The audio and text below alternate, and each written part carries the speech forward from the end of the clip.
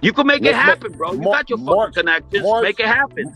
March 2021. Can I go get you? Can I go get 4 million from the zone? I'll fight for 4. I told my son he can fight. 21. Stop backpedaling. Like Mark Nash said, we just made the fight happen. Yeah, but if I'm gonna make $2 million with your son, and I'm gonna make $10 million with Kambosos or whatever the fuck his name is in Australia, guess what? What route would you take? Why would we let go of a $10 million offer to fight somebody else for $2 million? Don't make no sense.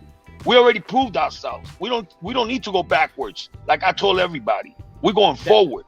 Since they're doing a travel ban, it kind of made it a little bit more difficult now because I think they have the travel ban in Australia now. So that was the whole purpose of it, of why we were going to fight Kambosos, was because it would be in Australia with the fans. And of course, who's going to say who would say no to 60,000 fans in attendance?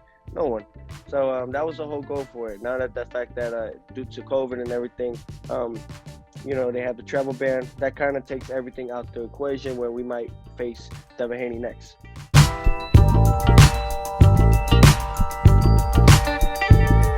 Are you saying that Kambosos has a better resume than Devin and that he brings more money than Devin? Why you rate his mandatory more than you do Devin Haney's? Better resume? Honestly, Kambosos fought his way. I don't think Devin has fought his way. But yeah, he does bring money to the table if the fight goes to Australia. Yeah. It's time where I start making more money now. You know, man. If it goes to Australia, if it doesn't go to Australia, he's going to present more money than Devin Haney in the U.S.? Yeah. Wow.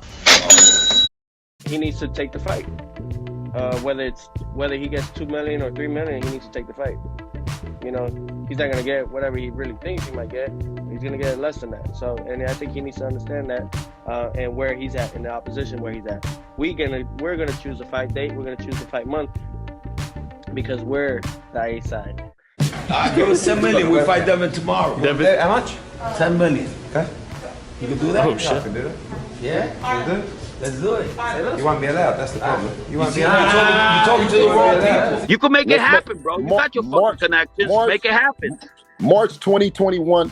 Can I go get you? Can I go get 4 million from the zone? I'll fight for 4. I told my son he can fight for 4. You know, our next guy is Haney. And if Haney if he overprices himself, then we're gonna try to shoot for Garcia. Give us 10 million. We fight Devin tomorrow. Devin, how much? 10 million. Okay. Well, we know Tia always big himself up as the A side, as the man, as the king of 135. In the past, Tio Jr. and Senior said they're going to make 10 million versus Kambosos. Now, Bob won't even pick up the fight. So the fight now is heading to purse bid. What's your take on that? Well, when I heard it went to purse bid, me and Devin, we whispered to each other, well, what if we bid on the fight? You know what I'm saying?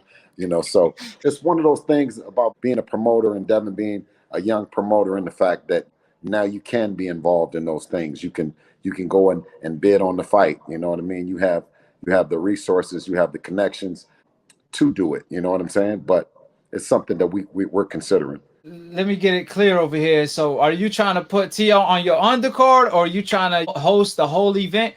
No. What's going on? No, we would put on, just like any other promoter, we would put on Kambosos and Teofimo Lopez. And in all seriousness, with that, I don't know if we would be able to, but this is something that we want to be able to. We're gearing the Devin Haney Promotions brand that we're able to come in and bid on those kind of fights as well, just as the Matchroom team does, just as Top Rank, Golden Boy, and alike. So, yeah. Yeah, well, Teofimo Lopez versus Kambosos purse bid is on February 18th. So basically, your bid is in. You already got the number in your head, and you definitely in the purse bid. Right. Well, it's a lot more things that goes into it than that. But you know what I mean? Just having the opportunity is good for us. You know what I mean? And we'll work at being able to seal some of those deals, get some of those kind of fights and stuff like that, because unlike Bob, I think that I know it's not a marquee fight, but you know, it's a fight that's. I'm not into down in the fighters or whatever. You know what I mean? So, you know. Yeah, you're definitely interested. I want to reserve that comment right there. Right. Well, if you're trying to pick up the fight, you do got to reserve that comment. So, Bob did come out and say though he doesn't care about Lopez versus Kambosos. He said it's not a marquee fight, but Tio swears up and down that it is, and he says Kambosos is this proving guy, so on and so forth. So, what's your take on that? I would be lying to you if I told you that we weren't interested in the entire landscape of the lightweight division, who wins, who fights, and everything. So it's a fight that's interesting to us. The fight is not going to be in Australia. Tio senior projection that his son was going to make 10 million. Now it don't seem like Tio's even going to make 4 million in a fight like that, where the fight got to go to purse bid. So it seemed like there's not that much money on the line. What do you think about their comments about making 10 million against Kambosos? If I bid it on it, he wouldn't make 2 million. Oh, so we know if you got it. we know you got a deal. We know you got a deal for sure. We got a super chat for you, Bill. If you can't get the fights you want at 135, will you try to unify at 140? ? Oh, absolutely. Absolutely. We're thinking about it right now. Of course, Eddie and Devin, they like the Linares fight. You know, so that's probably our last. That'll probably be our last fight at 135. I'm thinking, but like I said, you always got to reserve that to hear it from Devin and you know, and the rest of the team. But in my mind, I'm thinking, you know, the 135 pound class, unless we get an agreement that, you know, after this fight, after the Linares fight, then we have a big fight with one of the other 135 pounders. Devin is not moving up to 140 until Tio move up, right? He could still make the weight. I think that Devin will move up when there's no other opportunity for him at 135. I think as long as there's opportunity there at 135, then he's committed because he's a world champion. But when he no longer can either make the weight or no longer feels that it's any credible competition there for him, then we're definitely going to go up to 140. There's another question. Brandon said, Bill, as far as a new lead trainer, if Devin said he want to hire Derrick James, would you embrace that ? Is that an option ? Absolutely. I would embrace anyone that Devin wants to bring, anyone that Devin feels comfortable with going to battle with. I would embrace it wholeheartedly. Like I always spoke about, we have a great fraternity of coaches and mentors that have been instrumental in Devin's career. So we're not going to have a problem adding more firepower to the Devin Haney brand.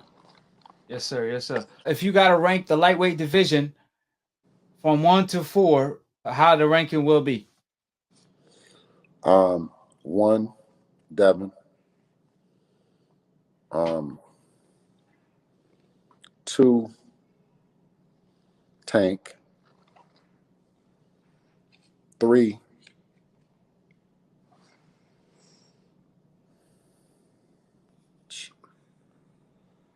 I can't really rank them dudes, man, because they're like on BS time, man. But I would say 3. Well, name me the or maybe even Loma. I would put Loma right in there probably under Tio. But see, styles make fights, so I think with those guys, any one of them can present a problem for each other. But I think Devin can make the adjustment with all of them. What's the first things that come up to your mind when I mention Teofimo? Teofimo? Well, what about Ryan? Ryan? Crying. Tank? No comment. Lomachenko? No Machenko. Hold it. You're not that pretty. I'm a bad man. Wait. I shook up the world.